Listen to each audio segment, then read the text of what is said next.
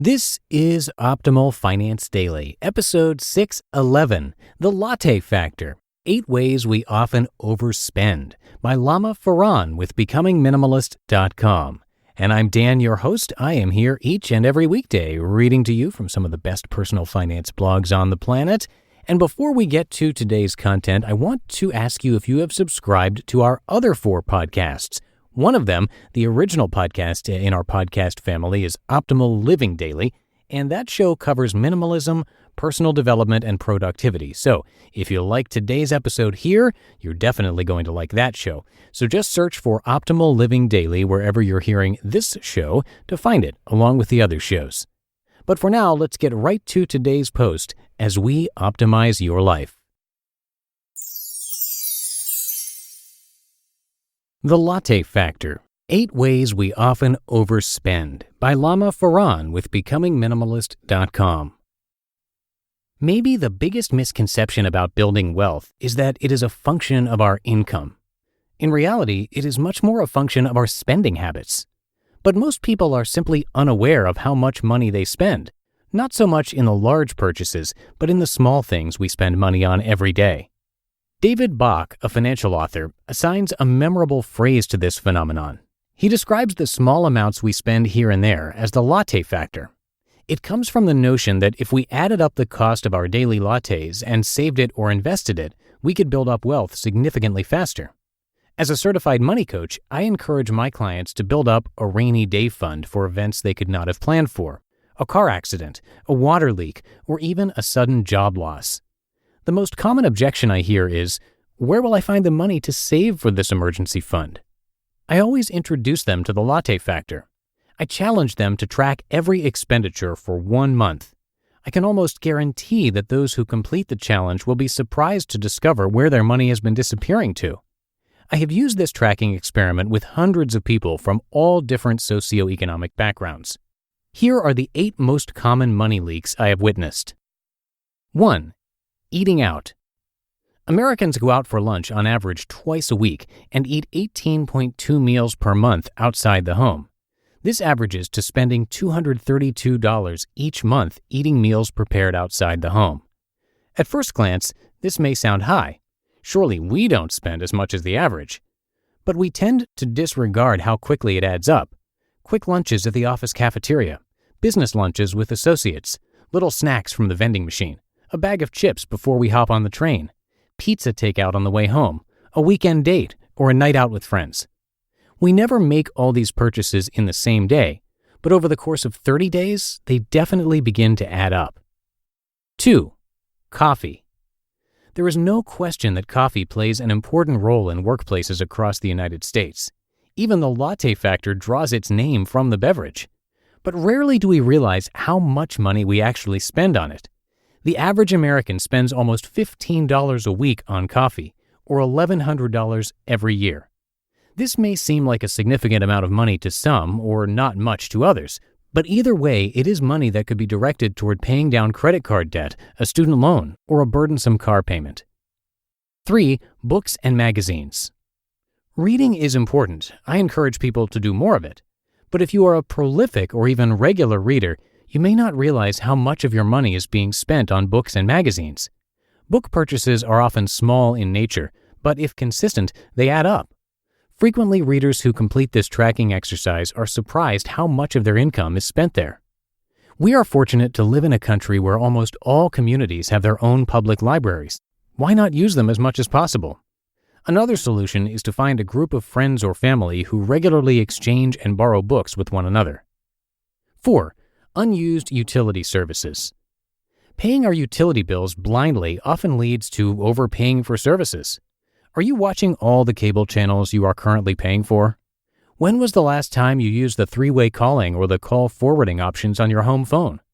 Taking a few minutes to review your bills and asking yourself if you really need these services could save you money every single month. Call your service provider and ask what specials they currently have, or what they can do to help decrease your bill. You may be pleasantly surprised how much a 10-minute phone call will save you. 5. Extra banking fees. When we don't take the time to review our monthly bank statements, we often fall into the trap of blindly paying bank fees we could easily avoid, especially if you swipe your debit card more than your plan covers.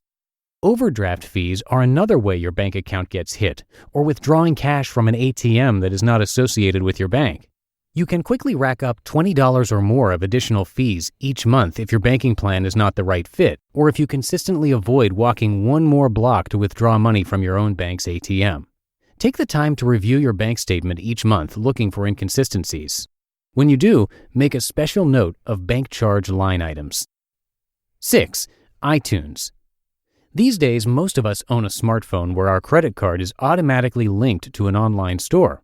As might be expected, this arrangement makes it easy for us to press the Buy It Now button. One day, it's a cool ringtone that you really want. The next day, it's a newly released single from your favorite artist. The day after, it's a new app that seems so useful or entertaining. And the cost is not just financial. While smartphone users spend $25 billion on mobile apps, we also spend over 2 hours every day using them. 7. Lottery tickets. When we are struggling financially, buying a lottery ticket becomes our glimpse of hope. For a few moments, when we are checking the numbers, we feel as if our life worries will suddenly vanish and our dream of living a debt-free life will finally come true. Through this small ticket, we see the light at the end of the tunnel. But the truth is, it is simply an illusion. Hopes of a better life cannot be bought with $2 or $5. It's something you consciously work towards every day. 8. Amazon purchases. I spoke recently with a friend who ran his Amazon account history and was shocked to discover he had spent $11,000 over the past 4 years on Amazon. He noted that his history included one large purchase over $1,000, a new laptop, and a few more items over $500, but the vast majority of his total bill had been spent purchasing items in the $10 to $20 range. These online purchases seem small and insignificant individually, but over time, these impulse buys added up to a very significant number, the very definition of the Latte Factor. Some of the areas above are certainly more relevant to you than others. They merely represent the 8 most common money leaks I have witnessed. The most effective way to discover our specific Latte Factor is to track your spending. Try for 1 month, but 3 months is even better. It will then be much easier to pinpoint your weak areas and adjust your spending accordingly. Paying attention to the small money leaks while they are still leaks will prevent them from becoming floods. More importantly, it will allow you to build your safety cushion to fall on when life happens. You just listened to the post titled The Latte Factor, 8 Ways We Often Overspend by Lama Farran with BecomingMinimalist.com. And by the way, Lama is a money coach at maxworth.ca, so you can find more info about her there. And before we go today, I want to remind you to please do check out our other podcast if you haven't done that already. Becoming Minimalist is frequently narrated over on Optimal Living Daily, so you can check that out. And to find all of our shows, simply search for Optimal Living Daily wherever you're hearing this podcast, and be sure to click subscribe. And that's a wrap for another Monday show. Have a great rest of your day and a great start to your week, and I'll be back tomorrow where your optimal life awaits. Hello, Life Optimizer. This is Justin Malik, creator and producer of this podcast, but also Optimal Living Daily, the show where I read to you from even more blogs covering finance, productivity, minimalism, personal development, and more from incredible bloggers like Derek Sivers, Zen Habits, Mark and Angel, The Minimalists, and all the ones you hear on this show too. So if you enjoyed today's episode and like taking amazing blogs on the go, come on over to Optimal Living Daily and subscribe to that one too. And together, we'll start optimizing your life. You've been listening to Optimal Finance Daily. Be sure to hit the subscribe button to stay up to date on each new episode and head to oldpodcast.com. That's OLDpodcast.com for a free gift as well as more actionable tips and resources to help you maximize your potential. Thanks for joining us, and remember, your optimal life awaits.